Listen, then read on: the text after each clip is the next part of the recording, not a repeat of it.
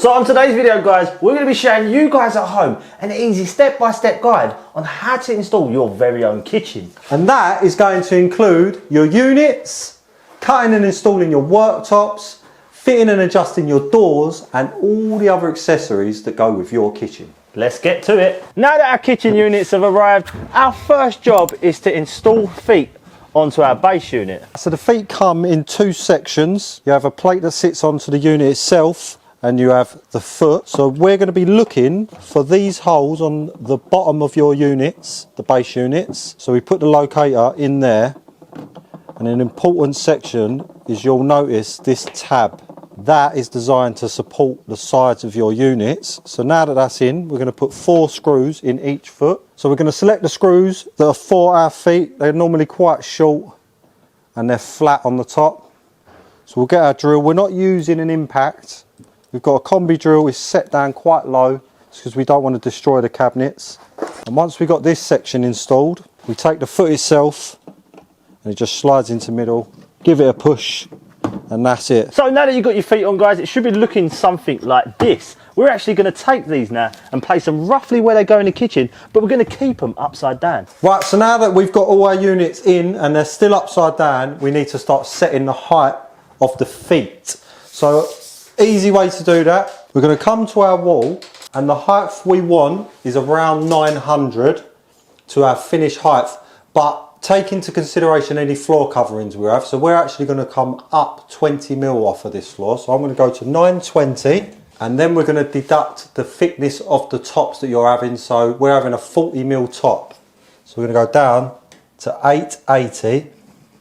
So 880 is our finished height of our units. Right, so now that we've got our measurement of 880, we need to transfer that to the total height of our unit, including the foot. So we're going to adjust our foot to that mark. We can then measure the height of that foot and adjust all the rest using our tape measure. Or we can use a laser level. So we've set that to our mark that we put on the wall and we can just go around and we can adjust our feet up to that laser line there. If you've got a laser level, this is definitely the quicker method, but both work just as good as the other. So we're now up to the foot there. So we're going to go around, we're going to do all the feet and then move on. Right, so we've put our feet to our laser line, and the reason we prefer this method over measuring or a level is if you follow the feet round, you will see that the adjustments come right down, because this way takes into account differences in the floor level. It's not 100%, we're still going to need some minor adjustments, but we're going to be close. So it's now time to flip them on their tops, but you have to be careful. If you can use 2 people this time, because if they can't actually take side pressure, especially if it's a big cabinet, they'll snap. So we've got all the kitchen in there. It's not perfectly level yet. We're not actually going to do that yet because we have a larder to go in over here. So we're going to fit the larder in and then we're going to come back and we're going to tweak all this so it's perfectly level. Right, so now it's time to install the feet onto your larder. This is slightly different. We actually have to lay the larder sideways, put the feet on, and then me and Phil are going to pick it up together because these are so easy to break because they can't take the pressure as you pick it up. So make sure you use 2 people to pick these up. So now we're going to demonstrate how me and Phil handle the larder without damaging it. So we're going to spin it over. If you just copy our steps, so you'll bring it in and the feet are the most delicate things, and you basically want to push up and Phil is basically pushing down towards the floor, and you want to keep as much weight off the feet as possible. And that's it, we're in and we've not snapped no feet. Right, so now me and Phil are literally going to deadlift this and then lift it in place. Once we get close, you right, Phil? Yeah. Yeah. And we're just taking the weight off the feet as much as possible because these feet are only held in by 4 tiny screws. Right, so now that we've got the larder in, we have to get this completely level, and we're actually setting that level to the carcass next to it. So once we've got the front, we're going to adjust the back to make sure that it's level from all 4 corners. Right, so now we're actually going to show you how to install the end panel, and the reason why we're showing you this early on is because we won't have access to it once we screw the carcasses up to it. Right, so this is one of our end panels. As you can see, It's a very large one because it's for our larder. And what we're going to be doing is we're going to be scribing the back into our wall, which means basically cutting the shape of the wall into the back edge. So I'm going to use some tape along the edge I'm cutting, which is this one, and that's just going to help me see my pencil line, and then we'll take it over to the cabinet and get it in place. Right, so we're sliding our panel into position. That's as far back as we can get for the time being, which is fine, it doesn't matter. Get ourselves some clamps, and we're going to clamp this square to the face of the carcass, which I'll show you right now. Right, so I've got my panel as far back to the wall as I possibly can for the moment. I've set my square, doesn't matter about the measurement, I've just locked it off, and we're the same all the way up the carcass. There's no difference in the space. We need to minus a 20mm for us. So if you look here, I've allowed 20mm, we've got 18mm doors, and we allow an extra 2mm because the doors don't quite shut flush. Right, so our filler is 55mm forward of our carcass, okay? And what we want to do is deduct the 20mm overhang that we want at the end. So that leaves us with 35mm. So we need to set our scribe, our tool, which I'll show you one now, to 35mm, and we're going to scribe the wall down on that back edge. So let's set that up and show you the method. Right, so this is the scribing tool I'm going to be using. It's an easy scribe by trend. There's a lot of different variations of scribing tools. You can even use a basic compass. It all does the same thing. So what I've done, I've set my combination square to 35mm, which was the measurement we come out with when I talked you through the calculations. So I'm just going to adjust my scribe. Right, so that's our scribe set, and it's very simple from here. So we're going to place the scribe on the wall, and we're just going to follow the wall with our scribe, and that's going to give us our cut line. But when you're doing this, you want to make sure that you're using a fine tooth blade, and it gives you a much better finish on the scribe. Right, so we've cut our scribe, as you can see, and the reason we scribe and don't just cut straight lines is if you look at the side there, it is absolutely all over the place. So this should, fingers crossed, be a much nicer fit.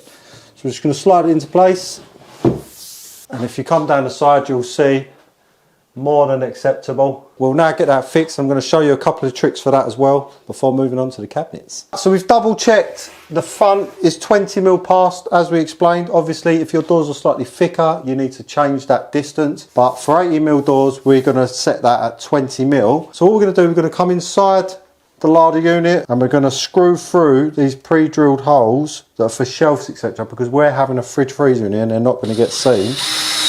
If they're going to be on show, a quick tip, so on this side our hinges are going to sit here, so we screw in between that, so when the hinge is sat here it actually hides our fixings. So that's a little tip to hide away your screws. Just remember to use screws that are shorter than the distance between your two panels. So we've got 36mm, we're going to be using 30mm long screws.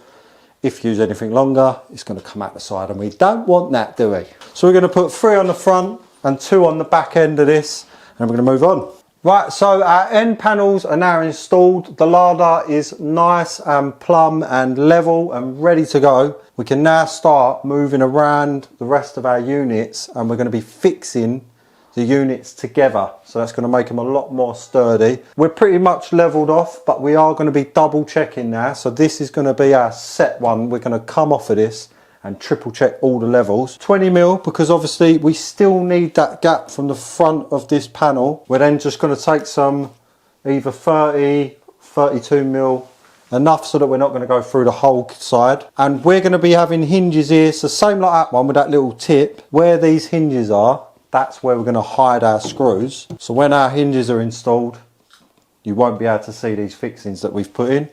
I'm also going to hide one down at the back where our shelf's going to be sitting, so you won't see that either. To demonstrate how we're hiding this screw, if I put the shelf in and we mark the bottom near the back edge, now that we've got the bottom of our shelf, I'm just going to put a screw just above that, and then if we put our shelf back in, it's nice and hidden and you can't see it. Right, so we've got that one sitting. It's time to move on to the next unit, but we actually have an obstacle in the way, which is the gas pipe, and we're actually going to have to cut that out. So as you can see, most kitchens in the UK have a service gap down the back. So it's absolutely fine to cut this section because that's what it's designed for. Right, as you can see, we've cut it and we've pushed it back. Now it's time to fix it to this side. The most important bit is to make sure that we've got our front flush with this cabinet, and also make sure that the top's flush, and ensuring it's level before fixing it to the existing carcass. Right, so before we slide our corner, there's a couple of designs when it comes to corners. There's a corner unit, or there's this where you have a single door and the rest slides down the side. So that's what we've got. So we're going to be having a corner piece like so.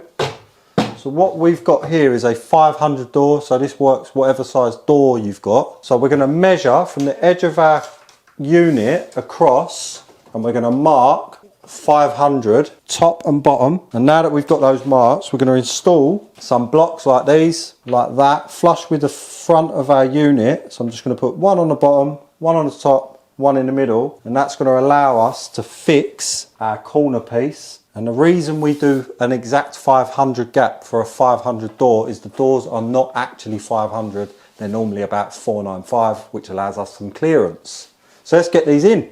Right, so this bit is really important to get it bang on. If you don't get it bang on at this stage, when you come later on in the stage to install the door and it's not straight, your door's going to look wonky. Right, so we've used a couple of clamps just to hold the piece on our marks, and we've also got an equal gap top and bottom.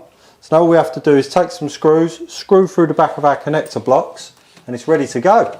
Right, so as you can see, we've got ourselves a blanking panel, just a bit of scrap. We've cut down to shape and we've just screwed it to the front so that nothing's going to fall out of our cupboard. So now we can get it back into place. Stops the baked beans from falling out. Yeah, no one wants the baked beans to fall out. Right, so now that that's in place, now what we've got to do, we've got to transfer the level from this section over to this section.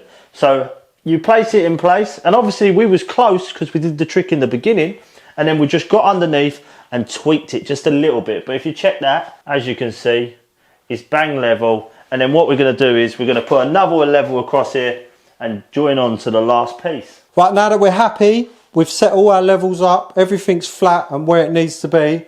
We're going to be using some L brackets like these ones, and we basically screw these to the side of the carcasses or the unit, and then we fix them back to the wall. So we're going to do that all the way across all our unit, including the larder. So we're going to put two up on top to stop anything getting pulled or moved around. So we'll get on with that, and then we'll move on from there. Now that all our base units are in and tied back to the wall and they're not going anywhere, it's time to move on to our wall cabinets. So what we need to know is the gap that we want between our worktop and the bottom of our wall units. So you need to be roughly between 400 and 500 millimeters from the worktop to the bottom. So all we're going to do, we're going to take into account the thickness of your worktop. So for us, we've got 40 millimeters. So we can now work out that if we want a 400 gap, for instance, we will go 440, but we want to go to 460 for ours because we want a 420 gap, but none of them are wrong. They're all correct as long as they're between 400 and 500 millimeters. So if you've only got a level, go to your mark that you've put on your wall, and we're going to mark a level line around where our wall cabinets are going, or our wall units. But we've got a laser level, so it's the same process. We're going to put our laser onto here, and we're going to start fixing our cabinets to the wall. So now that we've got our laser line set to the mark that we put on our wall, or using your pencil to make a level line with a level, it's now time to install the cabinet. So we've got two different types of hanging. So we've got a wine rack, as you can see here. That's going to get fixed to the adjacent cabinets. So we're going to screw straight through, or you can screw through the back into your wall. And then we're going to show you how to hang a standard cabinet. Right, so it's time to install the wine rack. And what we're going to do is, we're going to line it up with a laser level, and Phil is going to fix it from the other side. That's it. The laser is matching perfectly all across the bottom. Phil's actually going to put the fasteners in to hold the wine rack together. Right, that's it. We've fixed that to the wall. We made sure that it's perfect with either your level line that you've drawn with a pencil or your laser. Right, now that we've shown you how the wine racks go up, let's start talking about the wall units themselves. So this is a standard wall unit and they're like a hook system.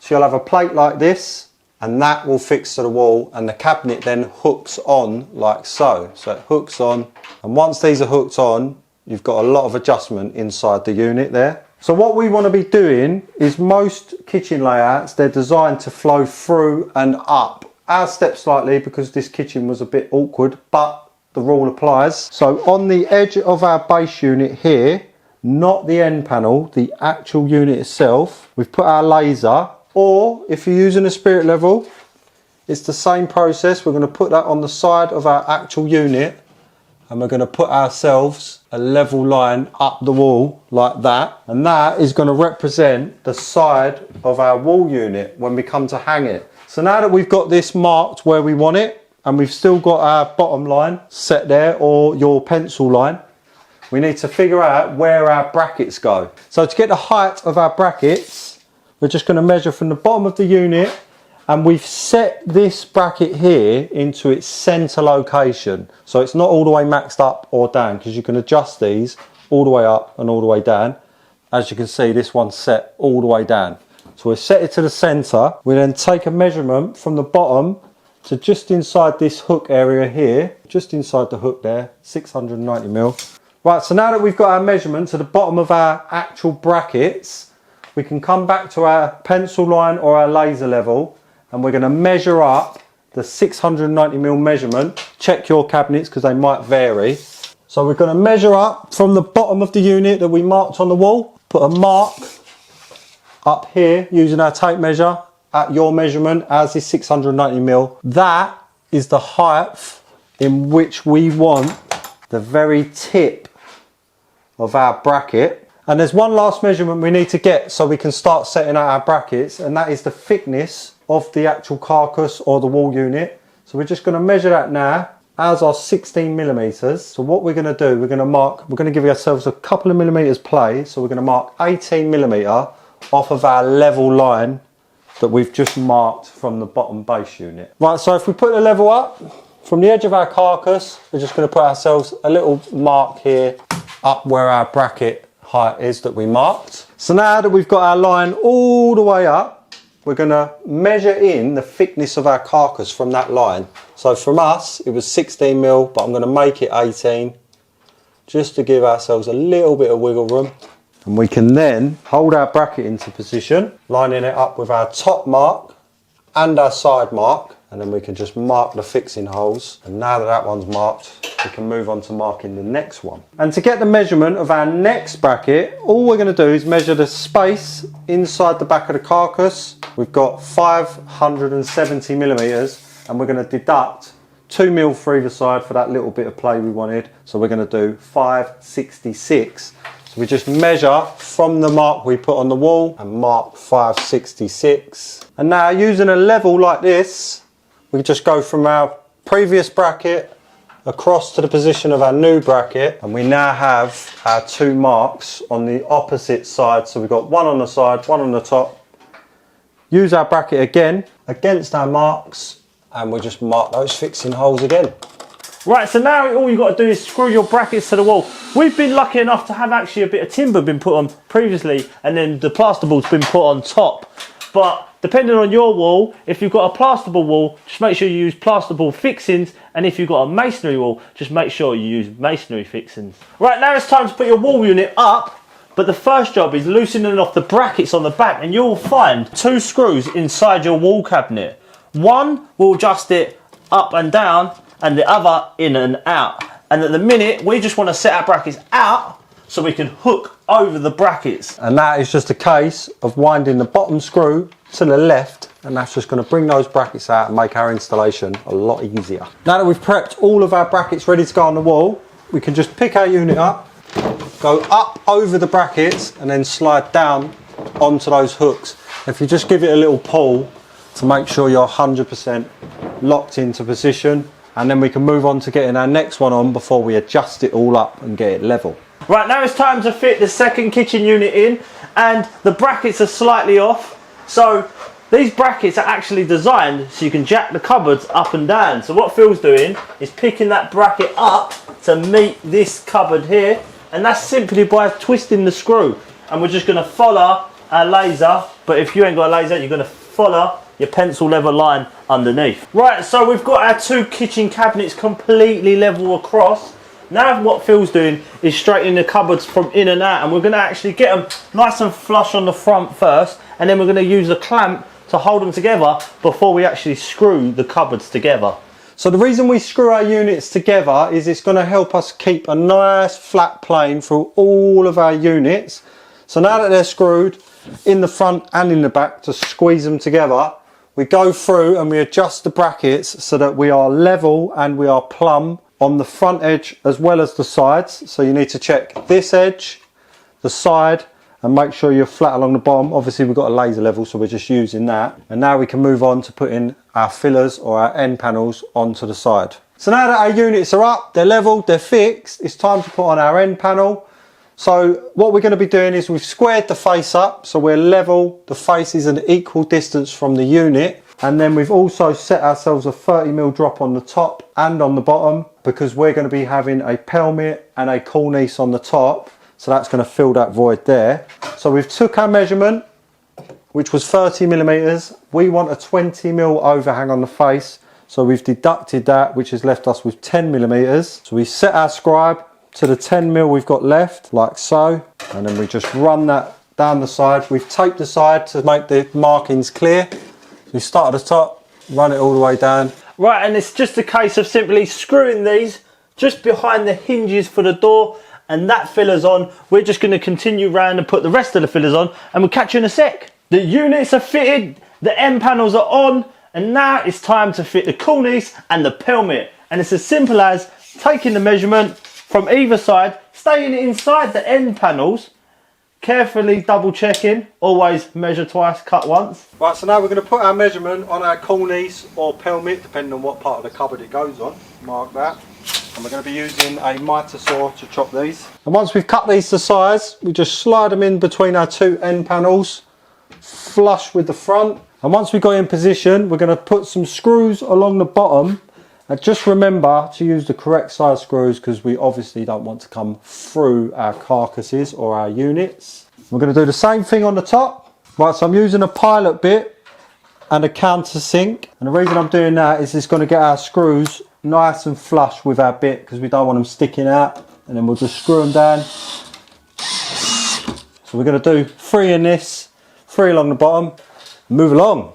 So now comes for the exciting part in fitting your worktops. And our first job is to measure this full length, because this one's actually going in a full piece. So we're going to take this measurement.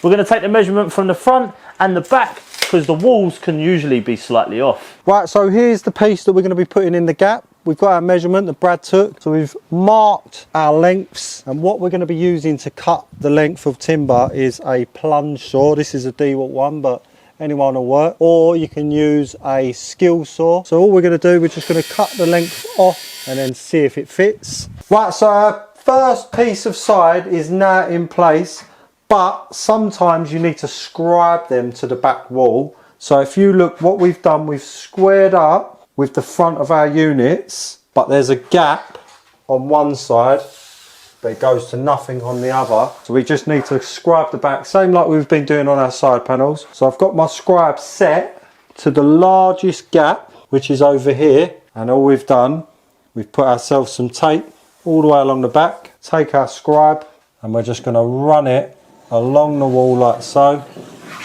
And that is what we need to now cut off. Right, so now that this one is in, we've scribed the back. You may not have to do that, but if your walls are out, then we need to scribe. So we're square with the front of our floor units. Now we need to move on to the section that's going to be coming across here. So we need to cut our length. So we're going to run past maybe 50mm on the piece that's there and overcook the section that's going to overhang it. Just allows us a bit of movement for when we're doing our joint for the mason's miter that'll be going in there. So we'll go and cut that down and we'll show you the next step. Right, now that you guys at home have installed your worktop, and if you want to learn how to do a mason's miter, we've actually made a separate video for it. And we're going to put a link in this video, in the corner maybe somewhere. And now it's time to actually fix these down, and we're going to show you how. Right, so now it's actually time to fix the worktop to your kitchen units. And how you do that, you're going to need a countersink and also a pilot bit, and this helps fix it to the worktop without it splitting, and it helps the screws sink into your units. So this particular drill bit actually does the pilot and the countersink. If you actually want any of the tools featured in today's video, is listed in the description below. So I'll show you how to fix it. So what we're going to do is we're going to put a pilot and create a countersink. So when you're doing this, you want to make sure that you hold the top to stop the top from going up in the air. Go so far and then pull it back out, because that helps clean the material from the worktop, and then go back up. Right, and you should actually have something that looks like this, ready to put your screws in. And your screws you put in, just make sure they're no bigger than your worktop and the piece of wood you're screwing through. As you're screwing your worktop in, just hold it down. Sometimes as you put the screw in, the worktop wants to go up, so just hold it down and then they'll clamp together. So we actually recommend putting screws every 50 centimeters, that's half a meter, front and back.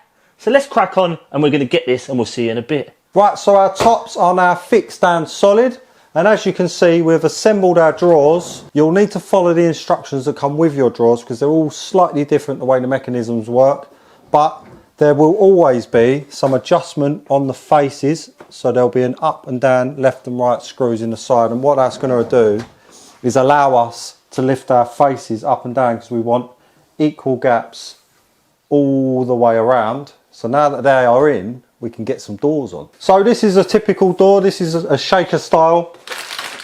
This is a set of 110 35mm hinges, which is pretty standard, to be honest. So we'll show you what comes in the pack. So this is a typical hinge, and if we push the little release button on the back, you'll see it's actually two sections. So this section here will be putting into our doors, like so, with the screws they supply. But this section will go onto your carcass or your floor unit. So I'll show you that now. So your units will be drilled on both the left and the right side, so you can have it swinging either left or right. We're going to be having these opening up that direction. So we're going to be installing our hinges in the pre-drilled slots. So you just take this smaller section, line it up into those little slots, and then we just fix that back. We'll do that on both. Right, so now we need to put our screws into our hinges inside the door. Normally these are piloted, but if they're not, there's a quick trick to getting them nice and square. If you just put your level across both, like so, that way you'll know that they are square with each other. So we'll get that in there. So now that we've got our hinges installed on our door, what we do, we bring it down, and we're going to be hooking this section here into the front of these plates.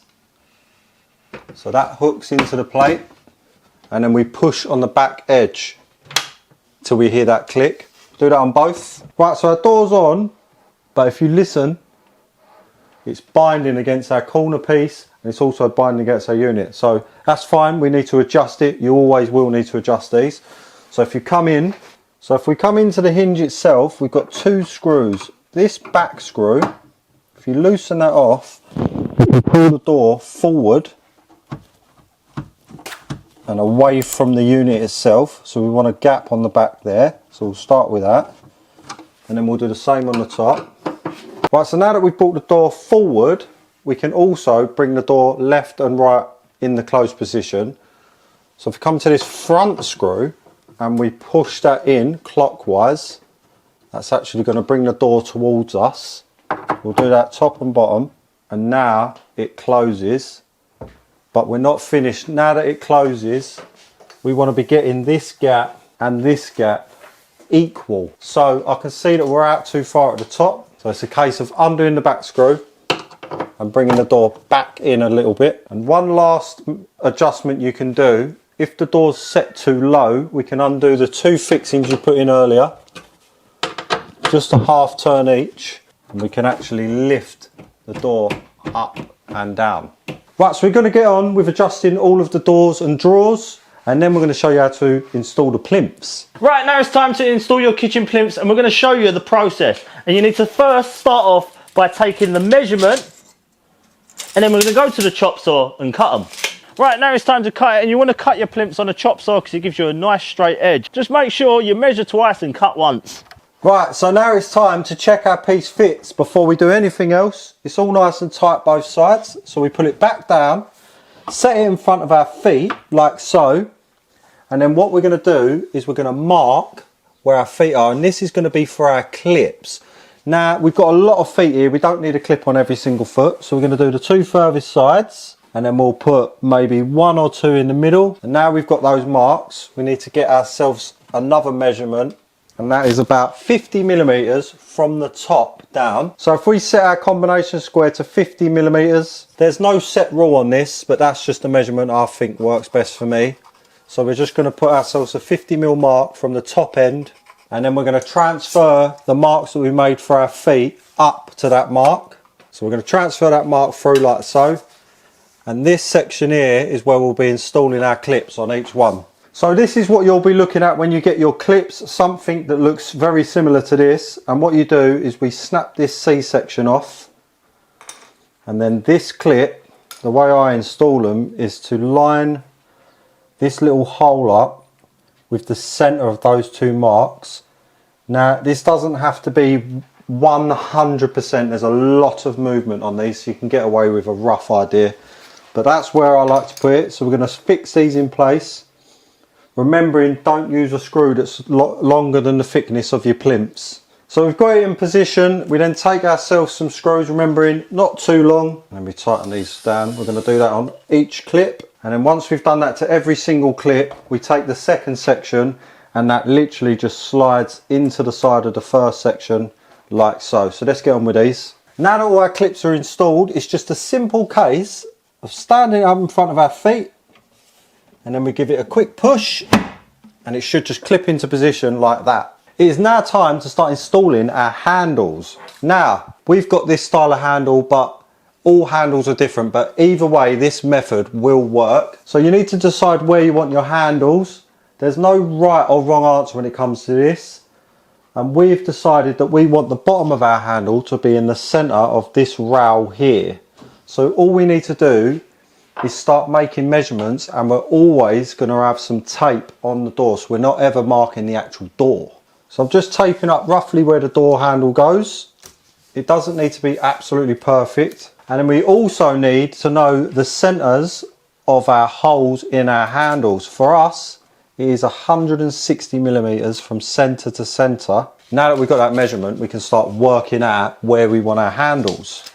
So our rails are 85 millimeters. Half of that is 42.5. And the next measurement we want is the center of this, which should be the same. So 85, 42.5. Right, now that we've got our mark in the center, we can actually use a combination square to set that distance and transfer the mark up so it will be completely square. So our handle was 160, so we need to measure 160 millimeters up, and that will give us our centers. And now we have our 2 marks. One last check you can do in case you're a bit worried about your measurements is bring your handle up to the side and check that the holes are lining up with your 2 marks. And if you just hold it on the center and just visually check, we're all good here. So now we're ready to start drilling. So we're going to be drilling pilot holes before we put our screws in. And what I'm going to do, I'm going to get myself a scrap of timber, I'm going to clamp it to the door behind where we're drilling, and what this is going to prevent is the back from smashing out. So I've sized my pilot bit so that it's slightly bigger than the thread but smaller than the head of the fixing we're going to be using. And now we can just line it up on that cross, and then we're going to drill through. And if you follow those steps and use the block on the back, you should end up with some nice clean holes like this. And if you look on the back, we've got exactly the same. So then we thread our screws in by hand, and then we're going to be using just a normal screwdriver. We're not going to be using our drill on these. And we'll just screw the handle up nice and tight. So we're going to get on with installing the rest of our handles, and then we're going to show you how to install either a cooker or a sink into your worktops. It's now time to start cutting out for our hob. The first step we need to do is getting the edge of our carcass or our unit onto the top of our work surface so we know exactly where that cupboard is underneath. So get some tape, and we're just going to tape roughly where it is up onto the top so that we can mark all our marks without damaging the top. We're going to do that on both sides. If we just grab ourselves a combination square, sit it on the edge like that so we're flat on the front and we then transfer up onto the face. And we're going to do that both sides. Now that we've got that first mark, we can just transfer that using our square up onto the top of our countertop.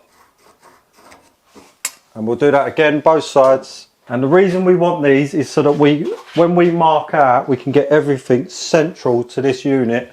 Right, so because this unit is centre of these two wall units, we're going to take a level line off the edge for the back side and put a line. You can do this with a level, it's the same difference, but because we've got a laser, we're just going to use that. And that's given us somewhere to mark our centre for the back edge, and we've also got somewhere for the centre of the front edge. Right, so now that we've got our marks, I'm just going to tape the front like so. Again, this does nothing but allows me to mark the top without doing any damage. And I'm also going to mark roughly from our marks down. So now we're going to measure this gap. So on this front one, we've got 570. So we're going to mark the centre of that. And then we're going to do the same on the back. Now that we've got our two centre lines, we can start to measure out for the width of our cutout. So you need to check whatever hob you're cutting out or your sink, the same process applies. So go to the manual and look for whatever size you need to cut your opening. Right, so we've gone to our manual. We need a 560 wide opening. So half of 560 will be 280. So let's mark 280 from our centre line. Right, so now that we've got our marks on our sides, we're just going to use a straight edge or a level or something to join those two marks together. It's now time to start marking out for the back to front cuts. So we have got 490 on ours. You use whatever measurements you have. And we've got a total depth of counter of 635. So we want our centre of the countertop. We take the total depth of our counter and we deduct the cutout size. For us, that's left 145 millimeters. We then divide that by 2. So that gives us 72.5. So off the face of our counter, we mark our 72.5. And now that we've got the two marks on the front, we measure our cutout size. So that is 490 mil for our particular hob. So from that mark we just made to the back. So we've got our marks back and front ready to go. If you want to just make one last check and double check that you've got equal measurements back and forth. Now we can pull some tape between our two marks, and as I've demonstrated on these, we're going to get a straight edge and just pull that line all the way through. Now that we have finished marking out the cutout we're going to be needing for our hob or our sink, depending on what you're fitting into your worktop, and we've double checked we're happy with these are the marks we're going to go with, there's a couple of ways you can cut this out. One is to use a jigsaw, and we're going to put some hole saw in the corner there, and then we drop our jigsaw in and we just run it along our lines. But there's also another method, and that is a track saw or a plunge saw. So now that our track is lined up and it's held in place, we just simply plunge our saw into our worktop. So as you can see, we've made our first cut. We're going to get on with the other 3 that we've got left and show you how we get these corners out. Now, unlike me, connect your dust extraction, because we've clearly forgotten to do ours, and look at the mess we've made. So we've made our 4 cuts with our track saw. Now all we need to do is use our jigsaw just to finish up the little corners. But there's a little trick I'm going to show you to help you catch this piece of top. And that little trick is to install a piece of scrap timber across onto the worktop we're keeping and screw it into the waste we're going to be cutting out, and that will stop it dropping down when we finish cutting it out. So as you can see, we've cut all the way through, and that little bit of wood has prevented that from falling through and creating havoc. So we can just pull this up now, and then we'll go get rid of this, or maybe even make a little chopping board out of this, maybe not waste it. It's time to pull our tape off and see if our hob fits. So with these hobs, you normally get some strip of foam or rubber that needs to be applied to the side before we install it. So we're going to get that installed now, and then we'll move on to seeing if it fits in the hole. So now that our strip's on, we're going to check whether our hob fits in the hole.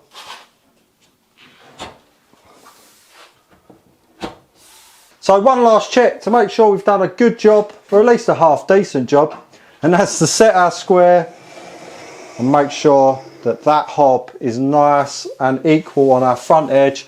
Now remember, this does apply to sinks and any other appliances you're putting into your counter. It's the same process. Just remember, take your time. And that's a wrap from the Home Improvements channel. We hope you enjoyed this video. Like, comment, subscribe.